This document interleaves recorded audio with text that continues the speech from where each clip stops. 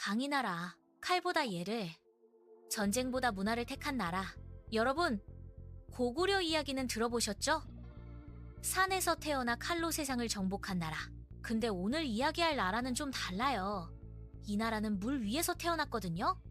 바로 백제예요. 백제는 고구려처럼 강하진 않았지만 뭔가 특별했어요. 싸우는 것보다 문화를 만드는 걸 좋아했거든요. 오늘 우리가 볼 건 두 가지예요. 첫 번째는 백제의 건국부터 전성기까지. 두 번째는 바다를 통한 문화 교류와 백제만의 예술이에요. 준비되셨어요? 자, 그럼 한강 유역으로 출발합니다. 일화물 위에서 태어난 나라. 한강이 유유히 흐르고 있어요. 이 강물이 바다로 흘러가는 길목에 한 무리의 사람들이 도착했어요. 그들의 리더는 온조였어요. 온조는 부여, 왕족의 후손이었거든요. 온조를 보세요. 한강을 바라보면서 생각에 잠겨 있어요. 여기 괜찮은데? 왜 이곳을 택했을까요? 첫째, 강이 있었어요.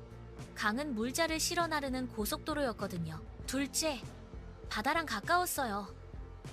무역하기 딱 좋았죠. 셋째, 땅이 비옥했어요. 농사짓기도 좋았고요. 좋아, 여기다. 기원전 18년, 온조는 이곳에 나라를 세웠어요. 바로 백제죠. 여러분, 백제는 물 위에서 태어난 나라예요. 고구려가 산의 나라였다면 백제는 강과 바다의 나라였던 거죠. 처음엔 작은 나라였어요. 한강 유역만 겨우 다스렸죠. 근데 점점 커졌어요. 시간이 흘러 중요한 왕이 나타났어요. 바로 고이왕 286년이에요. 고이왕을 보세요. 관복을 입은 관리들이 줄지어 서 있죠. 고이왕이 뭘 했냐면요. 제도를 만든 거예요. 첫째, 관등제를 만들었어요. 16관등이라고 해서 관리를 16등급으로 나눴죠. 너는 1등급, 너는 5등급, 이렇게요. 둘째, 관복제를 시행했어요. 등급마다 입는 옷 색깔이 달랐거든요. 저 사람 자주색 옷 입었네? 높은 사람이구나. 딱 보면 알 수 있었죠. 셋째, 율령을 반포했어요. 법을 만든 거예요. 여러분, 이게 왜 중요하냐면요. 고구려는 힘으로 나라를 다스렸잖아요. 근데 백제는 질서로 다스린 거예요. 법과 제도로요. 정리하면요. 고이왕 20관등제 플러스 관복제 플러스 율령 20 중앙집권 완성. 자, 이제 백제의 첫 번째 전성기가 왔어요. 근초고왕 375년이 등장했거든요. 근초고왕을 보세요. 한 손엔 칼, 한 손엔 책을 들고 있어요. 왜냐면 이 왕은 싸움도 잘하고 외교도 잘했거든요. 근초고왕이 뭘 했냐고요?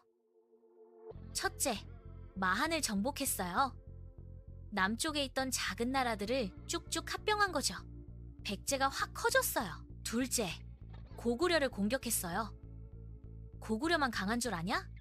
평양성까지 쳐들어갔죠. 고구려 왕이 전사했을 정도예요.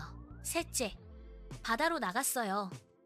배를 타고 남해를 거쳐 일본까지 갔죠? 일본에 뭘 전해줬냐고요? 불교랑 항문이요. 이거 배워봐 진짜 좋아. 이랬던 거죠. 여러분, 이게 백제의 특징이에요. 고구려는 정복만 했잖아요. 근데 백제는 정복도 하고 문화도 전파한 거예요. 칼과 예를 함께 가진 나라였던 거죠. 정리하면요. 근초고왕, 이고를 마한 정복 플러스 고구려 공격 플러스 일본 교류, 이고를 첫 번째 전성기. 근초고왕 이후에 침류왕 384년이라는 왕이 나타났어요. 침류왕 때 엄청난 일이 벌어졌어요. 중국 동진에서 불교가 들어온 거예요. 스님이 배를 타고 왔어요. 왕이시여, 이 가르침을 받아들이소서. 침류왕은 받아들였어요.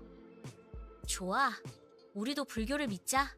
여러분, 불교가 들어오면서 뭐가 달라졌냐면요. 백성들의 마음이 하나로 모였어요. 우리는 같은 부처님을 믿는 사람들이야. 왕권도 강해졌고요. 정리하면요. 침류왕 이꼴 불교 공인 이콜 정신적 통합. 시간이 흘러 동성왕이라는 왕이 나타났어요. 동성왕을 보세요.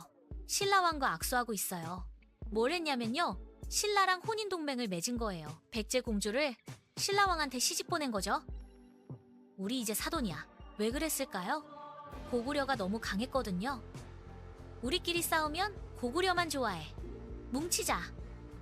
이렇게 백제는 외교의 나라였어요. 싸우는 것보다 손잡는 걸 택한 거죠. 이와 바다로 퍼진 문화. 자, 이제 백제 최고의 개혁왕이 나타났어요. 바로 성왕 523, 554년이에요. 성왕을 보세요. 새로운 도시 설계도를 펼쳐놓고 있어요. 성왕이 뭘 했냐면요. 수도를 옮긴 거예요. 옹진 공주에서 사비 부여로요? 왜 옮겨? 이유가 있었어요. 첫째, 새 출발을 하고 싶었어요. 과거의 상처를 잊고 새로운 시작을 하는 거죠. 둘째, 중앙 집권을 강화하고 싶었어요. 새로운 도시에서 새로운 제도를 만든 거예요. 성왕은 국호도 바꿨어요. 남부여라고요? 우리는 부여의 후손이다? 자부심을 보여준 거죠. 성왕 때 22부 제도를 만들었어요. 행정 조직을 체계적으로 정비한 거죠. 지방은 5방 체제로 나눴고요. 그리고 미륵사를 지었어요. 엄청 큰 절이었거든요. 불교가 완전 융성한 거예요. 성왕은 잃어버린 한강을 되찾고 싶어 했어요. 신라랑 손잡고 고구려를 공격했죠. 한강을 되찾았어요. 야호! 우리가 해냈다. 근데요, 신라가 배신했어요. 아, 미안. 나 혼자 가질래. 성왕은 분노했어요. 그리고 신라를 공격하러 갔다가 전사했어요. 백제 사람들은 충격을 받았죠. 우리 왕님이. 하지만 성왕이 만든 사비의 문화는 사라지지 않았어요. 오히려 더 찬란하게 피어났죠. 정리하면요. 성왕 이골 사비천도 플러스, 국호 남부여 플러스, 미륵사 창건 플러스, 개혁의 왕 백제의 배를 보세요. 넓은 바다를 건너고 있어요. 어디로 가는 걸까요? 일본이에요. 백제는 바다를 통해 문화를 전파했거든요. 중국 남조랑도 교류하고 일본하고도 교류했어요. 왕인이라는 박사가 있었어요. 이분이 일본에 뭘 가져갔냐 하면요. 논어랑 천자문이요. 이거 읽으면 똑똑해져. 일본 사람들이 엄청 좋아했대요. 아좌 태자라는 왕자도 있었어요. 이분이 일본에 가서 불상을 만들어줬거든요. 여러분, 이게 얼마나 대단한지 아세요? 일본의 아스카 문화가 어떻게 만들어졌냐면요. 백제 문화예요. 일본 문화의 뿌리가 백제였던 거죠. 정리하면요. 백제 이골 바다의 교류국, 일본 문화의 선생님, 삼화 예의미하, 백제의 예술품을 보세요. 금동대 향로가 반짝반짝 빛나고 있어요. 이 향로는 정말 특별해요. 밑부분엔 용이 있고 중간엔 산과 사람들이 있고 위에는 봉황이 있어요. 이게 뭘 의미하냐면요. 땅과 하늘을 잇는 거예요. 지상에서 천상으로 가는 길을 표현한 거죠. 백제 불상을 보세요. 얼굴에 온화한 미소가 번지고 있어요.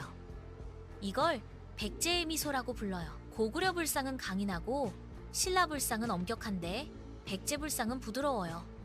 보기만 해도 마음이 편안해지죠. 미륵사지 석탑을 보세요. 우리나라에서 제일 오래된 석탑이에요.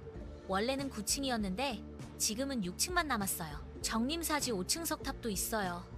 완벽한 균형미를 자랑하죠. 어떻게 이렇게 정확하게 만들었지?